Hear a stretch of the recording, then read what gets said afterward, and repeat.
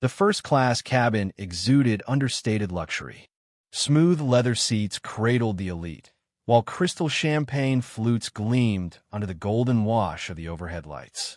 The low hum of the jet engines was a constant reminder of the swift escape awaiting those fortunate enough to occupy this rarefied space, as the flight prepared for departure from Washington, D.C. to Paris. Amara Daniels stepped aboard the aircraft, her well-worn satchel slung over one shoulder. Her tailored blazer was crisp, but its simplicity set her apart from the sea of ostentatious designer labels flaunted by the other passengers. At 38, she carried herself with a quiet dignity that didn't need to shout. Her dark, observant eyes held a wisdom won through battles unseen and often unacknowledged. She nodded politely to the man seated in 2B as she slid into her window seat. 2A. The faint scent of jet fuel drifted through the cabin as the door remained open. The man next to her didn't wait for the door to close. He leaned toward her, his expensive pinstriped suit pulled taut across his broad shoulders. His voice cut through the murmured conversations like a serrated blade. "Hey, sweetheart," he said, his tone just loud enough to draw attention. "You sure you're in the right place? Economy's back there with the rest of the riffraff." His lips curled into a smug grin, and his icy blue eyes glinted with a cruel kind of amusement. Amara's stomach tightened. A few passengers glanced their way. A man with a gleaming Rolex peered over his newspaper. A woman draped in pearls pressed her lips together, eyes flicking away. Some passengers shifted uncomfortably in their seats, pretending not to notice. Amara's hand paused on her seatbelt, her breath catching for just a moment. She had heard this line of questioning before, too many times in too many rooms, but familiarity did nothing to dull its sting. She turned to the man beside her. Her gaze was steady, her voice low but edged with steel. "I'm exactly where I paid to be, sir," she said. "Perhaps you should check your own ticket." Her words were quiet, but they landed with precision. For a fleeting moment, his smirk faltered and a muscle twitched in his jaw. But he recovered quickly, leaning in closer. His cologne, thick with synthetic musk, clouded the air between them. "Paid with what?" "Food stamps," he sneered. His laugh was sharp, grating. "Come on, let's be real. You don't belong up here." He gestured toward her satchel, its scuffed leather a stark contrast to the glossy handbags nearby. "That bag's older than my car. Someone call the stewardess. Looks like somebody's lost." He snapped his fingers in the direction of a flight attendant, a young woman stationed at the galley who flushed at his gesture but hurried over with a tablet clutched tightly in her hands. The cabin hushed. A dozen pairs of eyes bored into Amara. She felt the weight of their stares like stones pressed into her ribs. A familiar ache bloomed beneath her sternum. How many times had she been dismissed, overlooked, or judged by men like this? Men who stopped seeing her the moment they saw her skin. But in her mind, she heard her mother's voice, soft and fierce as ever. "Hold your head high, child. They'll see you when they're ready." Amara straightened in her seat and handed her boarding pass to the attendant without breaking eye contact with her neighbor. "Go ahead," she said calmly. "Check it." The attendant's hands trembled slightly as she scanned the ticket. After a brief pause, she nodded.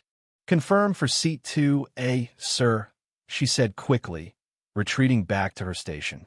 The man's mouth twisted, but he didn't relent.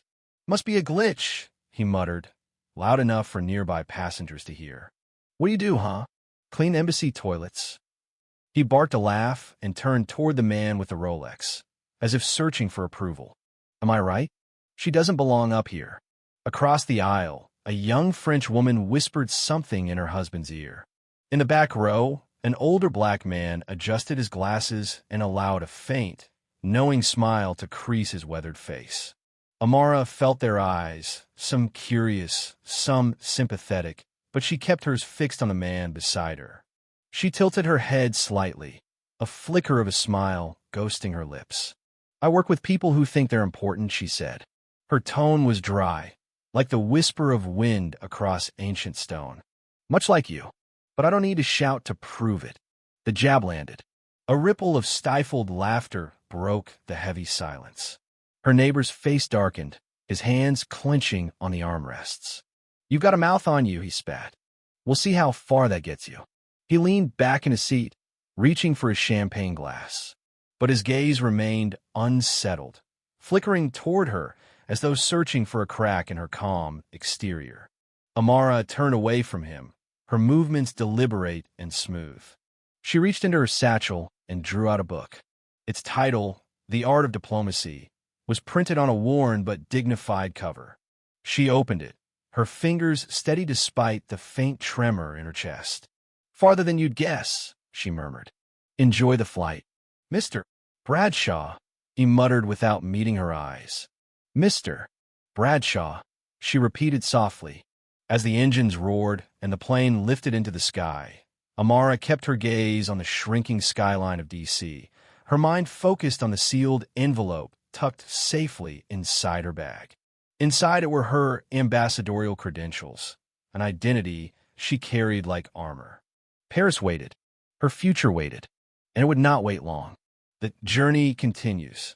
As the plane leveled at cruising altitude, the cabin settled into a low murmur of conversation and the soft clinking of glassware. Amara leaned her forehead against the cold window, the chill a quiet anchor as she turned another page in her book. But her attention wasn't on the words.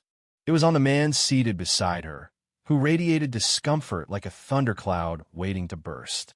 She felt his elbow deliberately nudge the shared armrest. Tom Bradshaw had been silent for a while, long enough for her to hope he'd tired of his petty war. But then he drained the last of his champagne, slammed the empty glass onto his tray with a sharp clatter, and turned toward her. "So, what's your deal?" he asked, his voice slurring slightly from alcohol. "You sit there like you own the place, reading your little book. What's it called? Diplomacy for Dummies." He chuckled, glancing at the Rolex man again, as if fishing for more support. "Am I right? She's probably somebody's assistant, pretending to be a big shot." Amara closed her book with measured grace and placed it carefully on her lap. She turned toward him, her gaze steady, her face composed. "It's called The Art of Diplomacy," she replied, "and it's about understanding people. Something you might find useful if you stop talking long enough to listen." A ripple of soft laughter followed her words. The French woman smiled discreetly. Even the man with the Rolex shifted uncomfortably, suddenly finding his shoes more interesting. Tom's face darkened further. "You're a smart one, huh?" he sneered. "I've been on more flights than you've had hot meals, lady. I know who belongs up here, and it ain't you." He waved a dismissive hand at her satchel, her blazer, her very existence. "Look at you. Thrift store chic. What do you do? Hand out coffee at some government desk." The cabin grew quieter, the weight of his words pressing like an incoming storm. Amara felt the tightness in her chest, the familiar burn of injustice threatening to surface. But again, her mother's voice steadied her. "They'll try to break you, but you're stronger than their words." She inhaled slowly, a deliberate breath. "I work with people who think they're important," she repeated, "and I've learned the loudest ones usually have the least to say." The French woman gasped, her husband chuckling softly. Even the man with the Rolex covered a cough with his fist. Tom's eyes narrowed, his jaw clenched. "You've got some nerve," he growled. "I'm a VP at one of the largest metals trading firms on the East Coast. I've closed deals bigger than your whole life. You're nobody." Amara smiled faintly. "I don't need to act better," she said softly. "I just need to be myself. That's enough."